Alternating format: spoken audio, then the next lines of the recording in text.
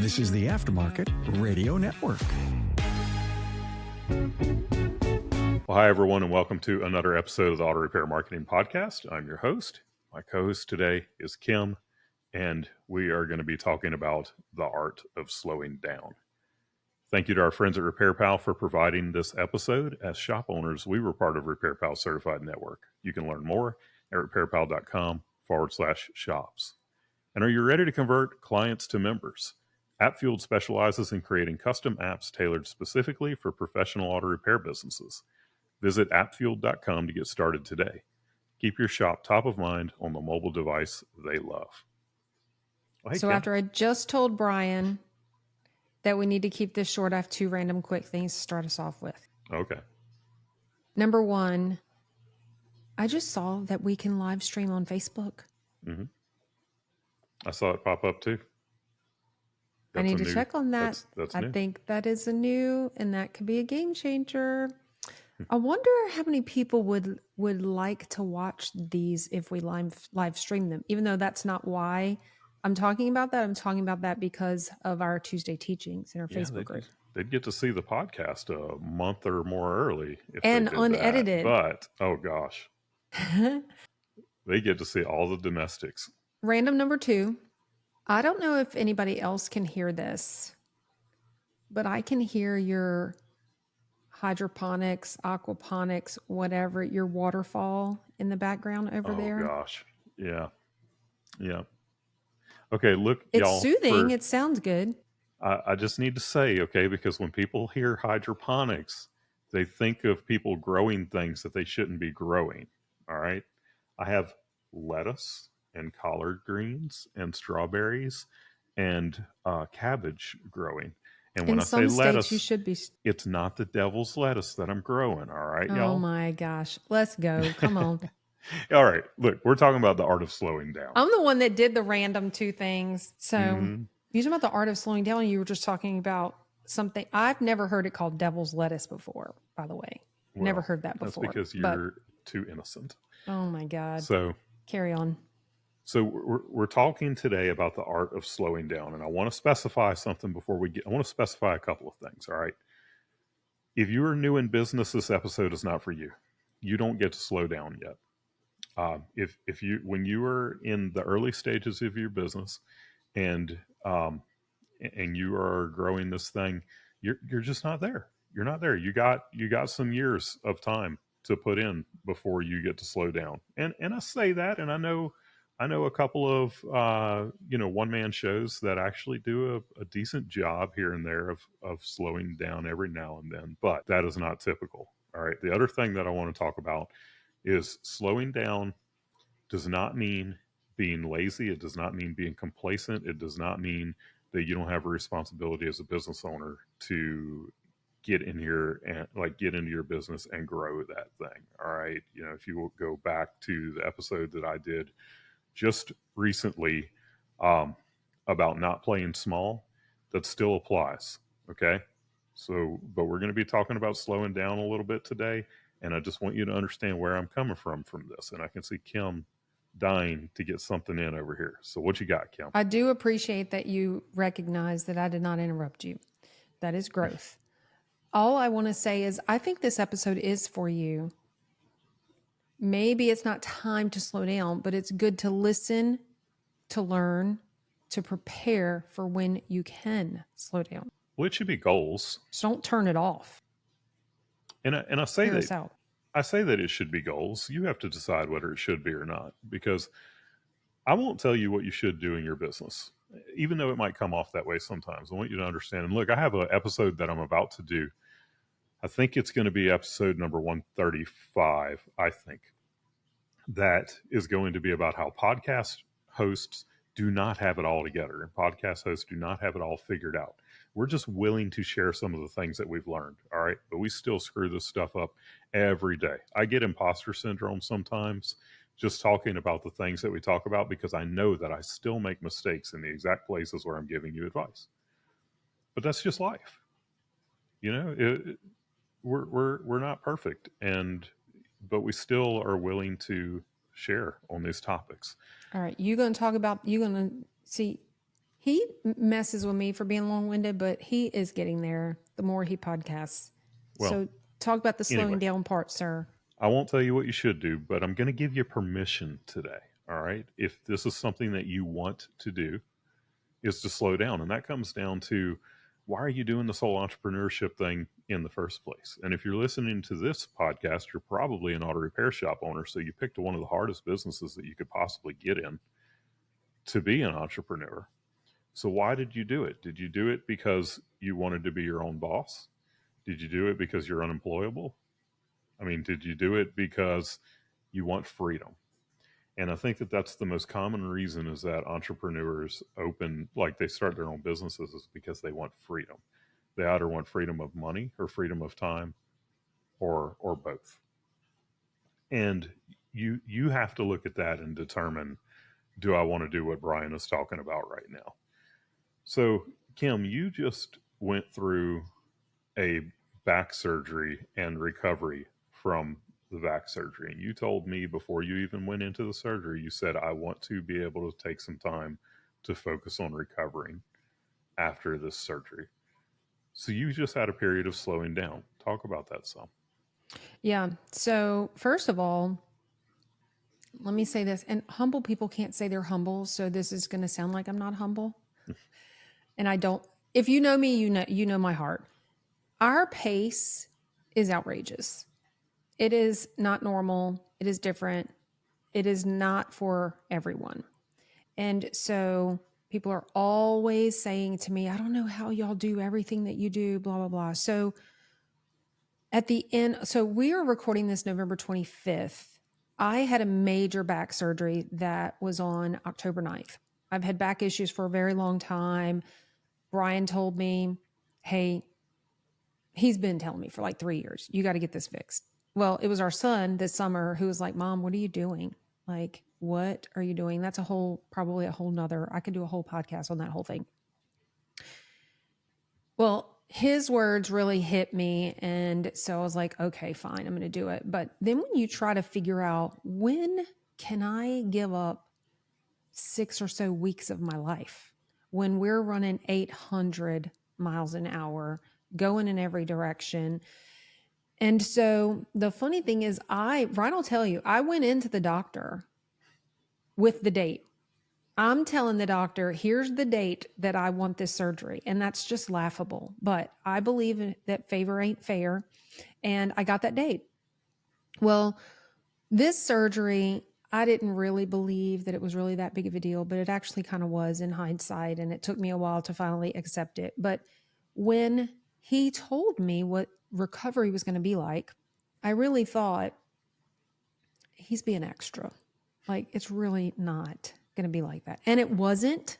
I've had an exemplary recovery, but you have to start planning and preparing. And I went into this surgery, literally, y'all, we were on a month-long travel, conferences, all this kind of stuff. I was gone for a solid month before.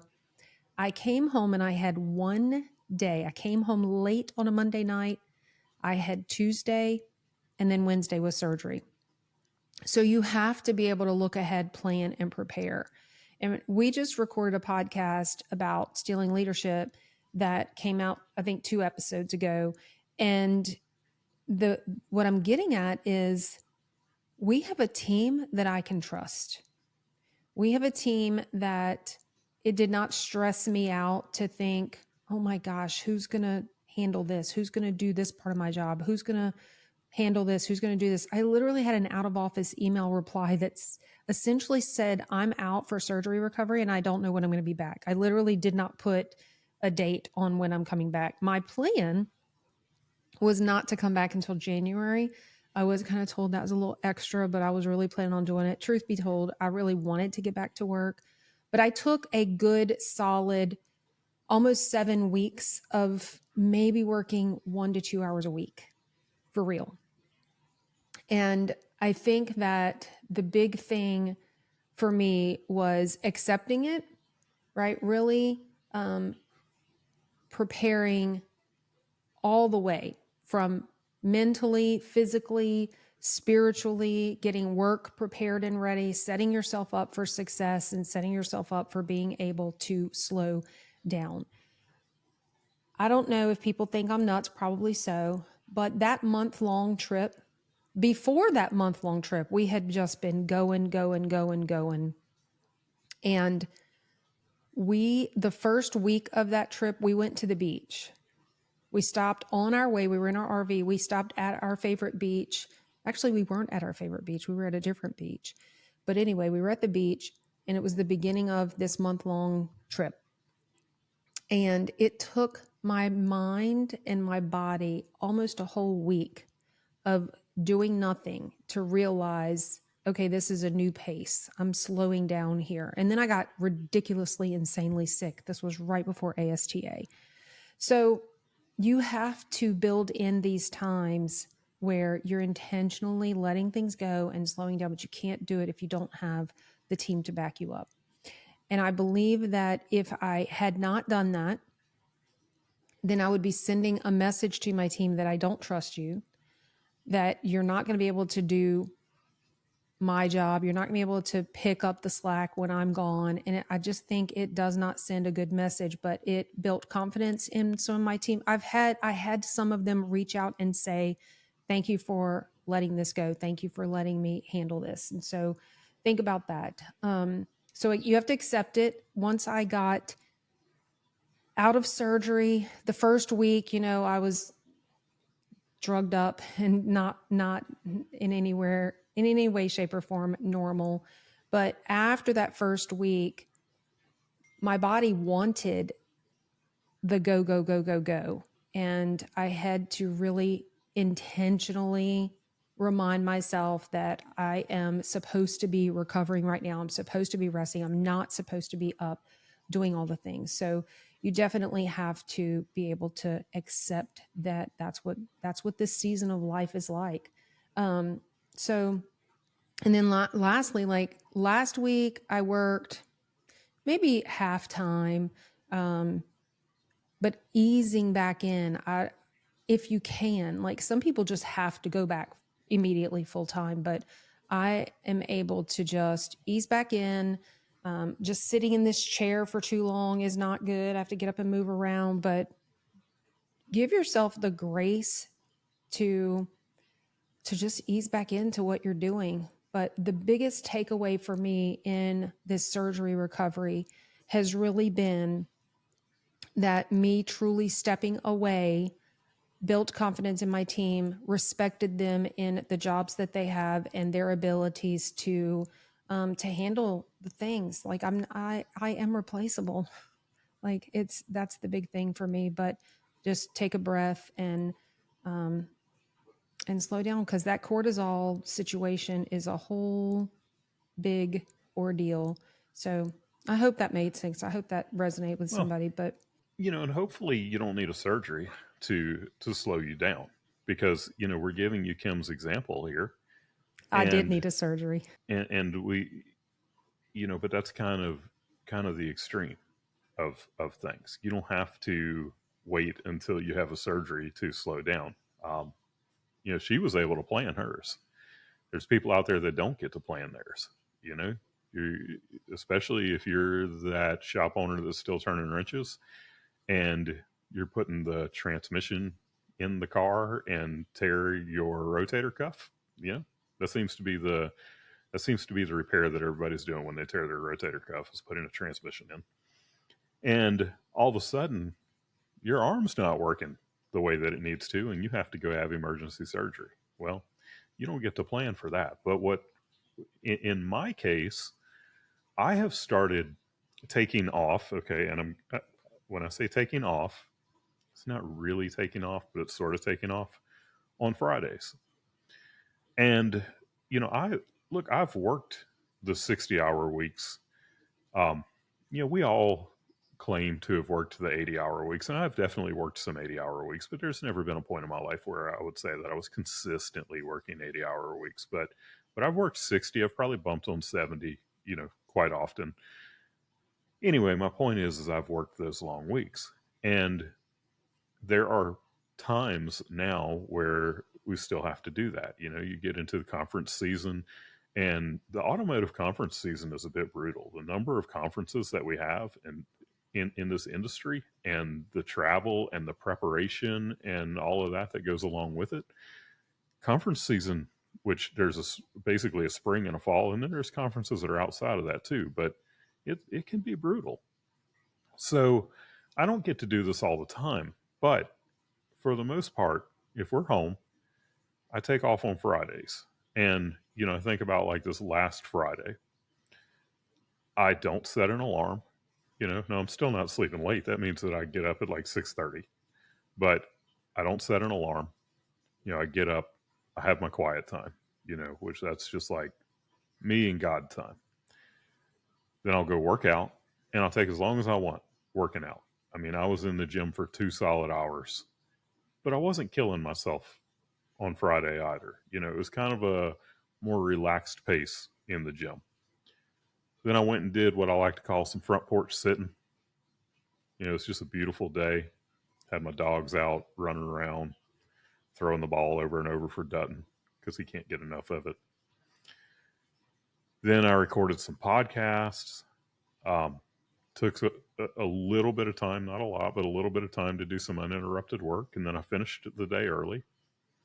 And it's just it's a nice way to start the weekend. And, I mean, you don't have to work. And there's all this talk in the industry about 7-day work weeks and 6-day and 5-day and 4-day and 3-day work weeks. Like, how much time you need to be working. But no matter how many days you have your shop open, it doesn't mean that you have to be there all of those days. And I've had a difficult time with that because, I believe, so it was Kelly Bennett, who was a coach, that first said, to me, the saying, speed of the leader, speed of the team. That was the first time I had ever heard that, but I truly believe in that statement. However, when it comes to speed of the leader, I've put in those years of stress. And look, the stress still comes. We get better at handling it over time, but I've put in those years of stress. I had the top drawer of uncashed paychecks, like a lot of them from early on in the business. I've had the threats from the IRS. I've lived the no retirement lifestyle, which we still have so much catching up to do on that. It's ridiculous, but still, I've lived that life of not getting, not being able to turn it off at 5 p.m. Whereas every employee in the business, when they leave, they get to turn it off and go do, they get to go live their life. And as business owners, you don't get to do that. You carry that stress with you. So we've worked the hardest of any of the people on our team. When I say we, I'm talking about collectively as entrepreneurs. Typically, we're the ones who work the hardest over the lifetime of our business, but it doesn't mean that you have to be the one who works the hardest every single day for the rest of the life of that business. You put in the time and you earn that right. Like, as the business owner, it is okay. And that's what I started out with in this, that I'm giving you permission. And look, if you don't want to do that, then that's fine. There's nothing to say that you have to do that or that this is the right way or anything like that. It's just to say that statistically, most of you get into business ownership because, again, you want that freedom of time and freedom of finances. So go get some of that now. Don't wait until it's time to retire and your body is so beat up that you can't do it. This is why I do, this is why I'm a business owner. Primarily, I wanted freedom of time. And yes, I want the freedom of money as well. But that freedom of time is an amazing thing, but you'll never experience it if you don't intentionally go and take it. So I want to just elaborate a little bit. I joked which wasn't a joke, I mean, that I needed to have surgery to slow down. That's sort of true, but sort of not true, because I have a routine daily where I have daily slow time built in. And even Brian and I, when we're traveling and it's a work trip, we intentionally embed a nice walk or a hike or beach time. If we're no matter where we're going, we turn that business trip into some personal time as well, because there has to be a balance. And so, like Brian was talking about his morning, I have an incredibly, I mean, I've been doing this for years. My wake up time has adjusted a little bit, but I get up first thing in the morning and I have intentional quiet time. Like Brian said, it's just with the Lord. I'm praying, I'm journaling, meditating. There's an app called the 1 Minute Pause that I have become incredibly in love with. That's literally 60 seconds. I mean, I'm in the middle of my day sometimes and I'm like, I've got to just take a minute, and literally 1 minute. And I turn everything off. Sometimes I walk outside. Sometimes I'm sitting at my desk and I just turn everything off. I close my eyes and I put that app on for 1 minute, and it's like water or trees rustling, and it's a guided 1 minute. Just stop, breathe, take a moment. So if you're not in the position, or you don't need a surgery, or you're not ready to take a trip or something, you don't have to do that. You can slow down your normal every day by adding something into your daily routine. So I just wanted to throw that part out there, is that, yeah, I mean, to take a long slowdown, I needed surgery. Like I really did. I would just refuse to just stop. But you have to be able to add some slowdown into your everyday, because life's just too crazy, too busy. And maybe that's where you start. Maybe, we're talking about all these big things, but it could just be like Brian said, his Fridays. He literally has out of office on his calendar. So if anybody invites him to something on a Friday, it automatically declines. And a lot of Fridays he's working, but he is working to try more and more for those Fridays to just be a slowdown. I mean, he told you he was recording podcasts. He was doing on, so it's not that he's not working. He's just taken the day to be slow and not be available. And the team knows that. And your team wants your leader. Your team wants your leader to be an emotionally healthy, physically healthy. Like they need you as a leader to be your best self. Yeah. So I hope that, if nothing else, this episode at least gets you to thinking about slowing down. And look, if you're in the place where you're saying, I can't do that, then that shows you the direction that you need to go when it comes to building your team. You have to get the people there who can allow you to get away some. It's not, I mean, for me, because this was why I did this anyway. Like, this is why I became an entrepreneur. For me, it would not be worth it to, to own a business where I basically own a job. And that's the problem with the whole you want to be your own boss thing, is you're still even using the terminology like you're an employee. Well, that's not what we get into this stuff for. So I hope this gives you permission and encourages you a little bit to slow down and to enjoy what you should be getting from your business. I want to thank our sponsors, RepairPal and AppFueled. Again, we could not do this without them. We're just one of a handful of podcasts on the Aftermarket Radio Network. You can find the others at aftermarketradionetwork.com, and you should go check them out. There's some great podcasts on a wide variety of topics. I hope that you'll listen in again next week. And until then, go fill those bays.